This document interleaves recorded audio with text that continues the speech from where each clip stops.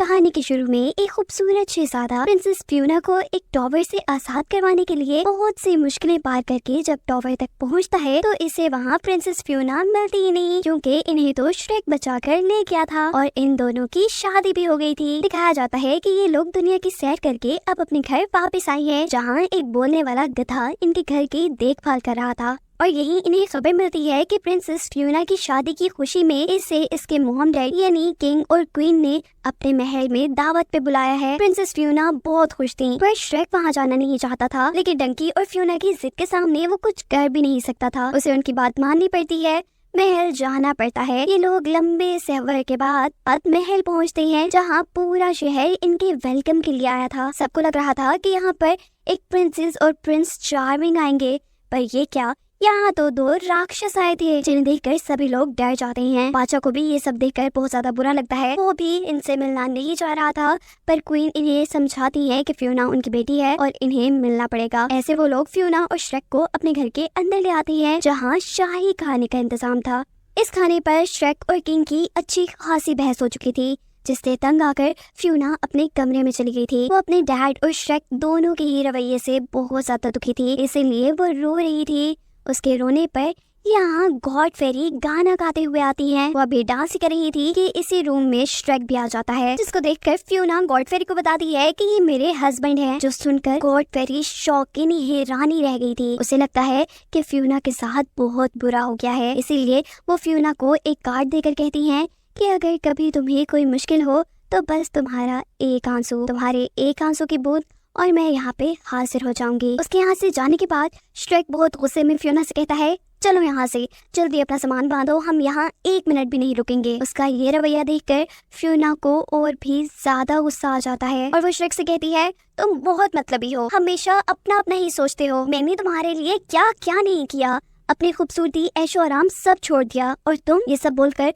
वो वहाँ रुकी नहीं थी, बल्कि जा चुकी थी। अब दूसरी तरफ हमें गॉड फेरी को किंग यानी फ्यूना के डैड के पास दिखाया जा रहा है, जहाँ एक हकीकत खुलती है कि बादशाह ये हुकूमत गॉड फेरी के जादू की वजह से कर रहा है, और अगर वो उसको बरकरार रखना चाहता है तो इसके बदले में इसे फ्यूना की शादी प्रिंस चार्मिंग से करवानी होगी, जो कि गॉड फेरी का ही बेटा है। और ऐसा करने के लिए उसे पहले श्रेक को रास्ते से हटाना होगा, जिसके लिए बादशाह आधी रात को एक क्लब में जाकर एक बिल्ली को हायर करता है श्रेक को कत्ल करने के लिए। दिखाया जाता है कि श्रेक के हाथ लगी है फ्यूना की डायरी, जिसमें उसने अपने सपने लिखे थे कि कैसे उसे उस खतरनाक टॉवर से एक प्रिंस चार्मिंग बचाने आता, बहुत ही रोमांटिक तरीके से, और फिर उन दोनों की शादी हो जाती। फ्यूना प्रिंसेस फ्यूना से मिस चार्मिंग बन जाती। ये बढ़कर श्रेक को लगता है कि उसकी वजह से फ्यूना के सपने टूटे हैं। इसी दौरान उसके रूम में बादशाह आकर उससे अपने रवैये की माफी मांगते हैं और उसे सुबह उनके साथ जंगल में शिकार पर चढ़ने का भी कहते हैं। श्रेक उनकी चाल को समझता ही नहीं, बल्कि उनकी सारी बात मान जाता है। सुबह होने पर जब वो डंकी के साथ जंगल में जाता है तो बादशाह तो वहाँ थे ही नहीं, बल्कि उस पर तो कोई अचानक से जानलेवा हमला कर देता है। ये वही बिल्ली थी जिसे बादशाह ने श्रेक को मारने के लिए भेजा था। ये हकीकत जब श्रेक पर खुलती है तो वो उदास हो जाता है और फिर सोचता है कि काश मैं प्रिंस चार्मिंग होता, कम से कम ये सब तो मेरे साथ ना होता, कम से कम मैं फ्यूना के सपने तो पूरे कर पाता। इसी दौरान उसे गॉड फेरी का वो कार्ड याद आता है जो वो फ्यूना को देकर गई थी। वो इससे मदद मांगने का डिसाइड करते हुए टंकी से कहता है, चलो एक आंसू निकालो, अपनी जिंदगी के सारे दुखी पलों को याद करो और एक आंसू निकालो। लेकिन डंकी ने तो आज तक कोई दुखी पल देखा ही नहीं था, इसीलिए उसे आंसू नहीं आते। और यहाँ पर वो बिल्ली जिसे बादशाह ने श्रेक को मारने के लिए हायर किया था, जिसका नाम पज है, वो डंकी को एक जोरदार पाव मारती है और दर्द के मारे उसके आंसू निकल आते हैं। उसके आंसू के जरिए वो लोग गॉड फेरी से कांटेक्ट भी कर लेते हैं और गॉड फेरी उनसे कहती है कि जो भी मसला है मुझे ऑफिस में आकर बताओ। ये बिल्ली जिसका नाम पज है वो अब इनकी दोस्त बन चुकी है और वो इनके साथ हो लेती है। और जब वो गॉड फेरी के ऑफिस पहुंचते हैं तो गॉड फेरी के पूछने पर श्रेक उनसे कहता है कि मैं फ्यूना को खुश देखना चाहता हूँ। फ्यूना खुश नहीं है। गॉड फेरी कहती है, वो भी कैसे सकती है, एक राक्षस के साथ कौन खुश रह सकता है, तुमने उसका सपना तोड़ा है। हमेशा प्रिंसेस को प्रिंस चार्मिंग ही बचाने आते हैं, ना कि तुम जैसे राक्षस। ये सब सुनकर श्रेक और भी ज्यादा दुखी हो जाता है। अब दुखी श्रेक यहाँ से जा रहा था तो उसे गॉड फेरी का एक ऐसा कमरा मिलता है जहाँ बहुत सी जादुई किताबें और जादुई पोशन थे, जहाँ से वो ऐसा जादुई पोशन चुराने की कोशिश करते हैं जो श्रेक को खूबसूरत बना दे और ऐसे श्रेक की सारी मुश्किलें हल हो जाएं। श्रेक डोंकी से बाहर नजर रखने को कहता है और पास ऊपर चढ़ जाता है पोशंस के अंदर से एक ऐसा पोशन ढूंढने के लिए जो श्रेक को खूबसूरत बना दे।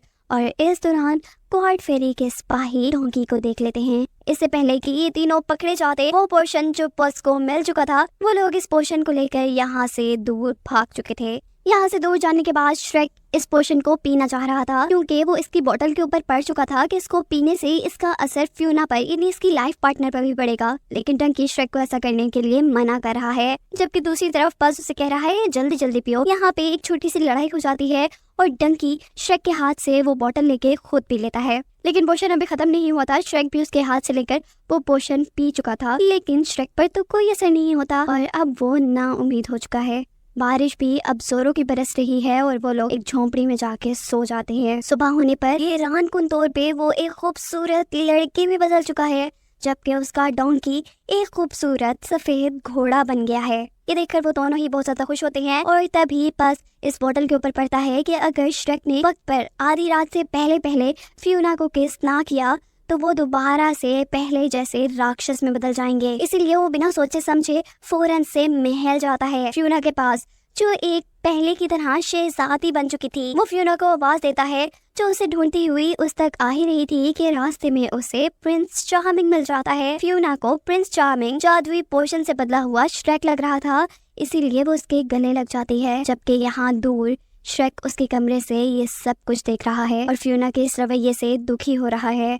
यहाँ गॉड फेरी उसे कहती है कि तुम एक राक्षस थे और हमेशा राक्षस ही रहोगे। फ्यूना कभी तुम्हारे साथ खुश नहीं रहेगी। श्रेक को भी लगता है कि वो वाकई फ्यूना को खुश नहीं कर सकता। फ्यूना को हमेशा से एक प्रिंस चार्मिंग चाहिए जो उसे मिल गया है, इसीलिए वो वहाँ से चला जाता है। जिसके बाद अब गॉड फेरी दोबारा किंग से मिलने के लिए जाती है। उसके साथ उसका बेटा प्रिंस चार्मिंग भी था। गॉड फेरी किंग को एक ऐसा पोशन देती है जिसे किंग को फ्यूना को पिलाना था। इस पोशन की मदद से जो भी पहले फ्यूना को किस करता, फ्यूना उसकी दीवानी हो जाती। किंग जब ऐसा करने से इनकार करता है तो गॉड फेरी उसे कहती है कि तुम मेरी वजह से यहाँ पे हो और अगर तुमने ऐसा ना किया तो मैं तुमसे ये सब छीन लूंगी, तुम्हारी हुकूमत तुमसे छीन लूंगी। ये सब बातें श्रेक और उसके साथी भी सुन चुके थे। गॉड फेरी भी इस बात से बेखबर नहीं रही थी। इससे पहले कि वो श्रेक वगैरह को कुछ कर पाते, श्रेक और उसके साथी यहाँ से भाग जाते हैं, लेकिन ज्यादा दूर नहीं जा पाते क्योंकि यहाँ किंग के सिपाही उन्हें पकड़ चुके थे। रात में हम देखते हैं कि बादशाह फ्यूना के पास 2 चाय के कप लेके आए हैं, जिनमें से एक के अंदर वही जादुई पोशन था जो बादशाह को अपनी बेटी को पिलाना था। दूसरी तरफ दिखाया जाता है कि बादशाह के कहने पे श्रेक को अंधे कुएं के अंदर बांध दिया गया है। वो लोग अब यहाँ पे मर जाते हैं, लेकिन यहाँ पर श्रेक की मदद करने के लिए आती हैं वही जादुई क्रिएचर्स जो श्रेक की शादी में भी उनके साथ थी। ये सारी जादुई क्रिएचर्स मिलकर श्रेक को इस अंधे कुएं से बचा लेती हैं। यहाँ दिखाया जाता है क्योंकि अब बादशाह ने फ्यूना को वो जादुई पोशन पिला दिया है जो उसे गॉड फेरी ने दिया था, जिसके बाद कोई भी फ्यूना को किस करता तो वो उसका दीवाना हो जाता। इसीलिए अब प्रिंस चार्मिंग यहाँ पे आया है ताकि वो फ्यूना को किस करे और फ्यूना उसकी दीवानी बन जाए। इससे पहले कि प्रिंस चार्मिंग उसे किस कर लेता, यहाँ पर श्रेक पहुंच जाता है, जो ये सब यहाँ पे रोकने के लिए आया था। उसे गॉड फेरी की सारी चाल पता थी। इससे पहले कि गॉड फेरी भी कोई चालाकी करती, ये सारी जादुई क्रिएचर मिलकर गॉड फेरी से उसकी छड़ी छीन लेती हैं, जो कि अब उसके हाथ में है। लेकिन इस लड़ाई के दौरान शायद ज्यादा फायदा नहीं हुआ क्योंकि प्रिंस चार्मिंग फ्यूना को किस कर चुका था। लेकिन ऐसा करते ही फ्यूना उसे एक जोरदार थप्पड़ मारती है और उसके थप्पड़ मारने पे गॉड फेरी को पता चल जाता है कि जरूर फ्यूना ने वो जादुई पोशन पिया ही नहीं।